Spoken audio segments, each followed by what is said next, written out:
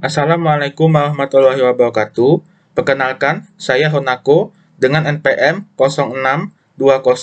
06204041111976 dari kelas 4 PJJB dengan dosen pembimbing Ibu Sireski Atini STMN.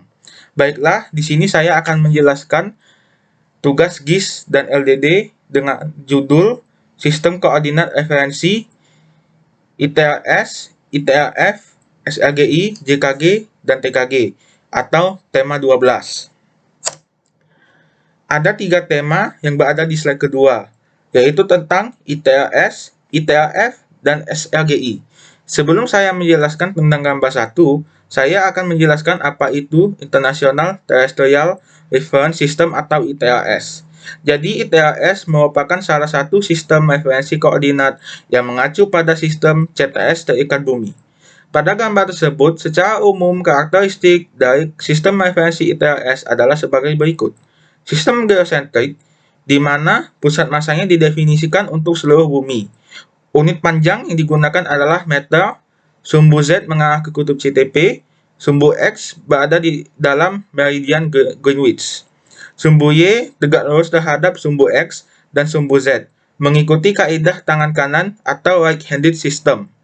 Sistem ITRS direalisasikan dengan koordinat dan kecepatan dari sejumlah titik yang tersebar di seluruh permukaan bumi, yang diamati dengan metode pengamatan VLBI, SLR, GPS, dan DOIS. Sedangkan pada poin kedua, International Terrestrial Reference System atau ITRS merupakan dasar untuk pengukuran fundamental posisi dan gerakan benda langit. Kerangkanya dinamakan ITRF, yang juga terikat dengan ICRF atau Sistem Terikat Langit, dengan pengamatan VLBI, sehingga keduanya dapat saling ditransformasi.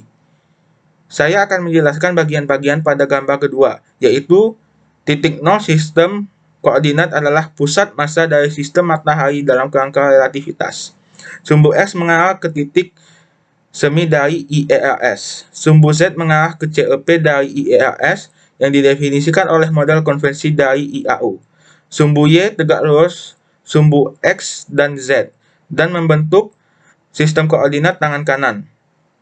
Sebelum saya menjelaskan gambar 2.1 dan 2.2, saya akan menjelaskan terlebih dahulu apa itu Sistem Referensi Geospasial Indonesia, terutama SRGI 2013. Sebagai sistem referensi tunggal, dalam penyelenggaraan informasi geospasial nasional terdiri atas 2 komponen, yaitu horizontal dan vertikal. Namun, dalam hal ini saya akan menjelaskan sistem referensi geospasial yang saya maksud adalah horizontal dan masih dibagi menjadi beberapa komponen-komponen yang lebih rinci lagi, yaitu A. Sistem referensi koordinat, kerangka referensi koordinat, C. Datum geodetik, dan D. Perubahan nilai koordinat sebagai fungsi waktu.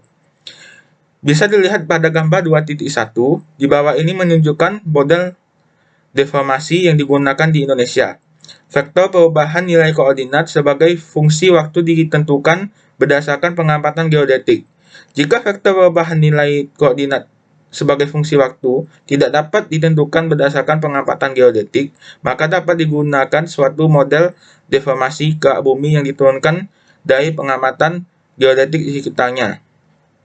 Vektor perubahan nilai koordinat sebagai fungsi waktu harus segera diperbarui apabila terjadi pemutahiran pemodelan ITRS yang menjadi rujukan SRGI 2013 maupun sebab-sebab lainnya. Selain itu, nilai perubahannya harus dapat diakses oleh seluruh pengguna dengan mudah dan cepat. Selain itu, vektor perubahan nilai koordinat sebagai fungsi waktu juga harus dilengkapi dengan velocity rate dari titik-titik kontrol yang tersebar di seluruh wilayah Indonesia. Lihat pada gambar 2.2. Di bawah ini menunjukkan velocity rate dari pergerakan titik-titik kontrol di wilayah Indonesia. Ada 2 tema di slide ketiga. Sebelum saya menjelaskan tentang gambar 1 slide 3, tentang jaring kontrol geodesi, kita harus tahu dulu apa itu jaring kontrol geodesi.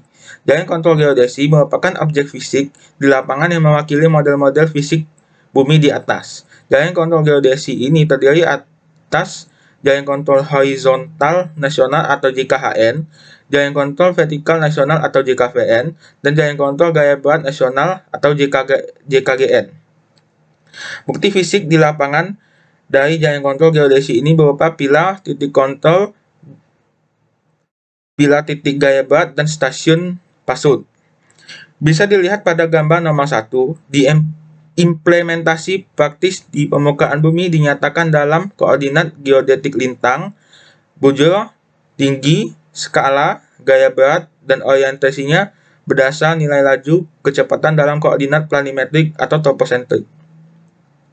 Bisa dilihat pada gambar nomor 2, titik kontrol geodesi atau TKG ini terdiri dari titik kontrol horizontal dan titik kontrol vertikal.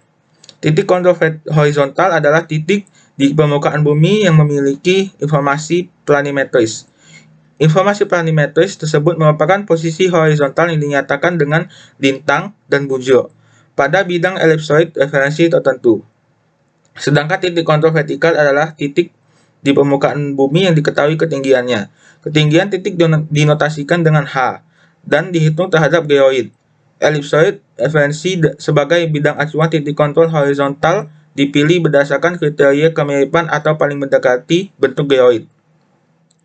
Penggunaan titik-titik kontrol horizontal vertikal secara lintas sektoral akan mendorong upaya pemeliharaan yang lebih sinergis. Bisa dilihat pada gambar nomor 3, ada diagram ALIA, Sistem Referensi Geospasial ITAS, ITAF, SRGI, JKG, dan TKG, yang termasuk dari Sistem Referensi Geospasial, yang mana ITAS, ITAF, dan SRGI termasuk dari koordinat Kartesian, X, Y, dan Z. Sedangkan JKG dan TKG termasuk dari koordinat geodetik, gamma, theta, dan H. Baiklah, sekian. Dan terima kasih, itulah presentasi dari saya. Jika ada salah kata, mohon maaf. Jika ada kritik dan saran, mohon disampaikan. Wassalamualaikum warahmatullahi wabarakatuh.